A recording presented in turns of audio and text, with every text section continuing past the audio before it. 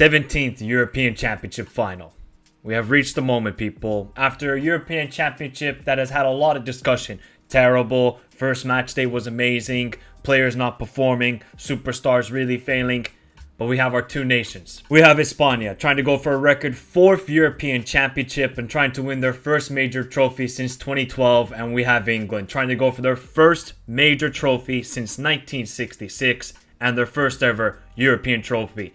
Which nation is going to make history, people? Let me know your predictions in the comments down below. Hit the like button. Subscribe to the channel if you're new around here. I need to know your thoughts, though. What would you give a rating for this tournament? Would you give it a 6.5, 7? Look, this tournament has not been good to what we expect of major tournaments. We expect the stars. We expect good play.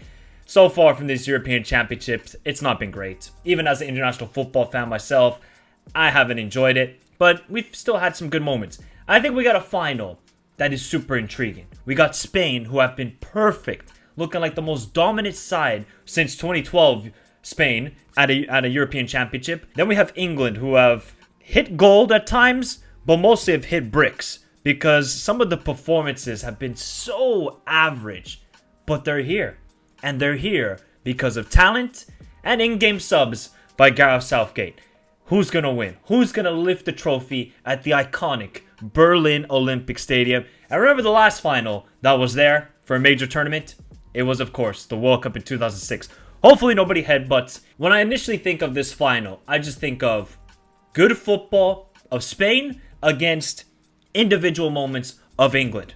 England have shown us 45 minutes of good football so far, and that was against the Dutch for the first half. But England are just here because they got insane talent, people. From Saka to Kane, Bellingham, Foden, Kobe Mainu, Cole Palmer, Watkins, Ivan Toney. All of these players. Then defensively, Gahey and Stones have done really well. Walker. They've just done it because of individual brilliance.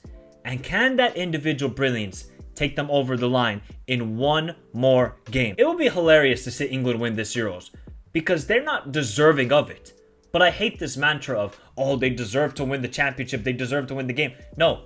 So what you do in that final for 90 minutes or 120 minutes or penalties, if you just grind it out, you're going to be able to win this game. In England, nobody will care how they played. Who cares?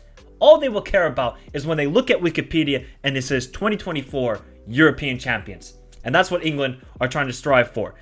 Then we have España. Now, España are the different story here. Spain have played the best football at this Euros. Exhilarating, beautiful, fluid football from Nico Williams to Lamine Yamal to Dani Olmo stepping up. Fabian Ruiz and Rodri just dictating the midfield. Defensively, Cucurella has been a revelation. Considering what he's been at Chelsea, Cucurella has been amazing so far at the Euros. Carvajal, Lenormand, and obviously Laporte. And I still don't trust Unai Simon, but he's done a decent job.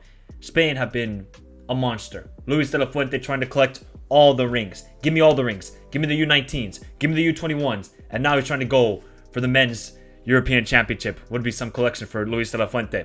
So let's look at the road here for Spain.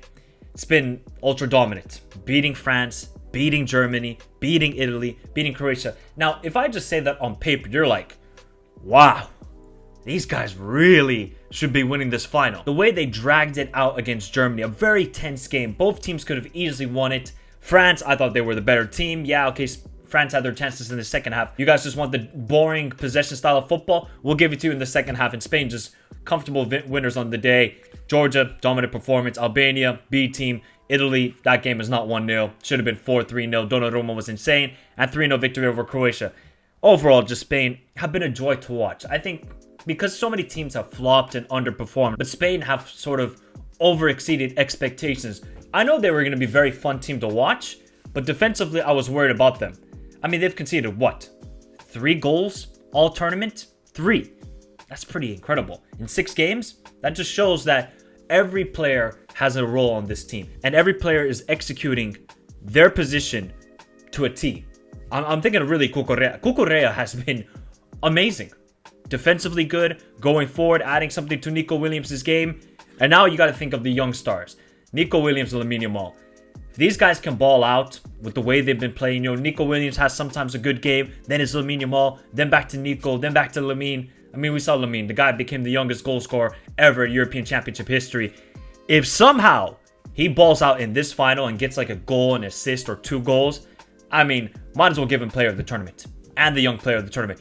For a 16-year-old to do that, Lamine would be etched in history of football. Kind of like Pele at the World Cup in 1958. Lamine Yamal would do it in the Euros in 2024. But this is a big game for Rodri, Dani Olmo, and Fabian Ruiz. I think they've been amazing in every single game. They've dominated every single midfield. Germany game, okay, I think it was a bit more 50-50. But Fabian Ruiz has stepped up. Dani Olmo, the guy, technician. You might call the carpenter or somebody electrician. I'm calling it the technician. And that's Dani Olmo. The goal he scored against France and his impact off the bench throughout the group stage is valuable. It's super valuable. Got the goal off the bench against Germany. Dani Olmo has been awesome. And Rodri, what can we say about Rodri? The guy's the best midfielder in the world.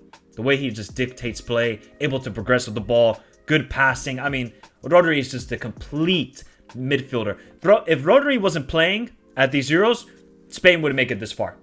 That's how impactful he is for España. And then what about Morata? Morata hasn't gotten a lot of goals at this Euros.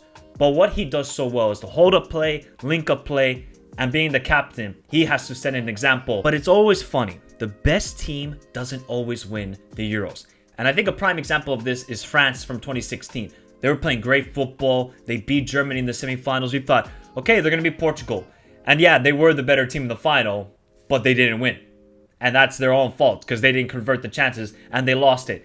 That's a good example of a team that really was playing exhilarating football, very fun to watch with Griezmann, Payet, and all these guys, but they lost the final. So Spain, even though they're playing amazing football, all can be forgotten if they lose this final. Yes, they're going to have a very bright future with Pedri, Gavi, Lamine Yamal, Nico Williams, but they got to finish the job here. It's great playing the football in the 6 games. Can you do it in the 7th game where it matters most? Then the total opposite is with England. England have sort of stumbled their way to this final.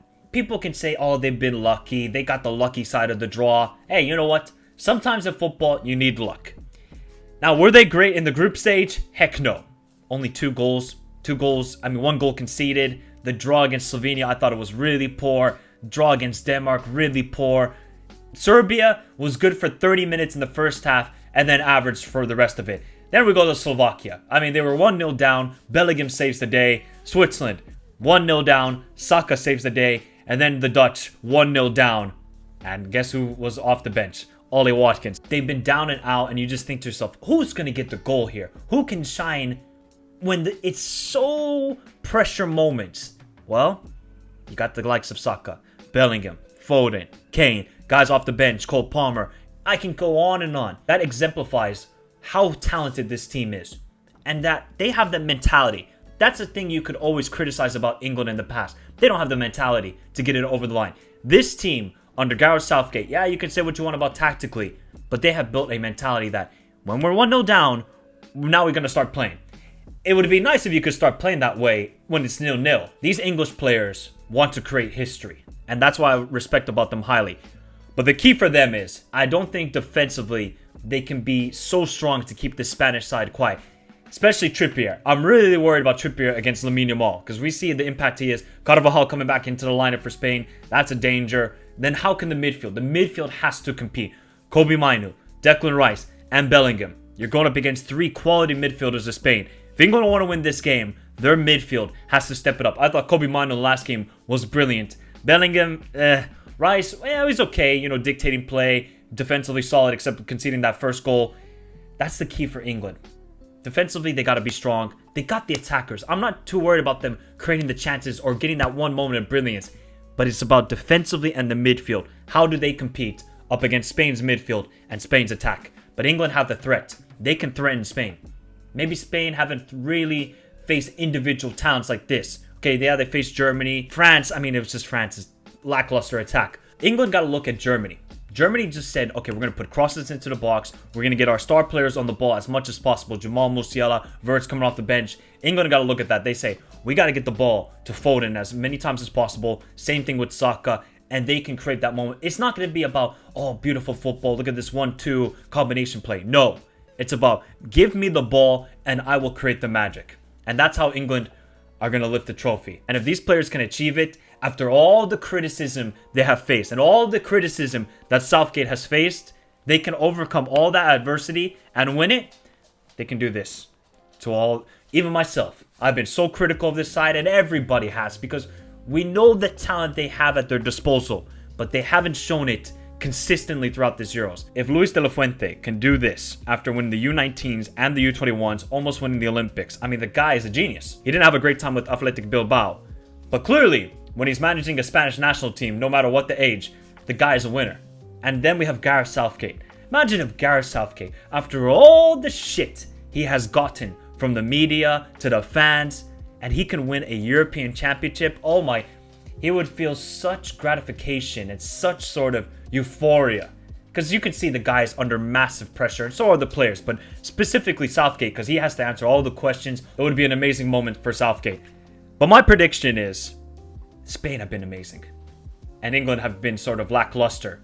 And that's another aspect of this game, is you don't really know what's going to happen. Spain can dominate the ball all they want, but England are a decent defensive team without the ball. If in transition, that's why I would worry about England. So if you're Spain, we know the speed they have. We know how quick they want to play in transition. They have to do that a bunch of times during this matchup.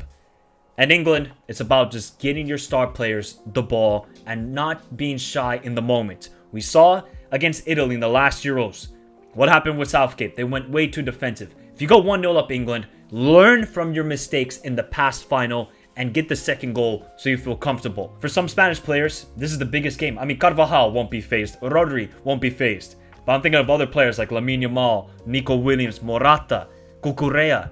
This is their biggest game in their history. So for them, could they feel the pressure? Who knows? It's a European Championship. You never know what to expect in a final.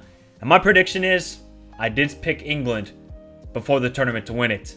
I think they're going to do it, people. I think it's coming home. People might not like that pick, and they're saying, Michael, you're anti-football. Why are you going to go for England? There's just something about this English team. Maybe they faced all this criticism. They played terrible football at times, and nobody will remember about the terrible football. They'll just remember that the Three Lions finally won their first European Championship. I'm going 1-1. It goes to penalties, and England win on penalties and lift their first ever European trophy. Look, I would happily see Spain win this because they have played the best football and they deserve it. But you got to still win the final. There's just something in the back of my mind that is screaming, Southgate is actually going to lift a major trophy, which would be hilarious.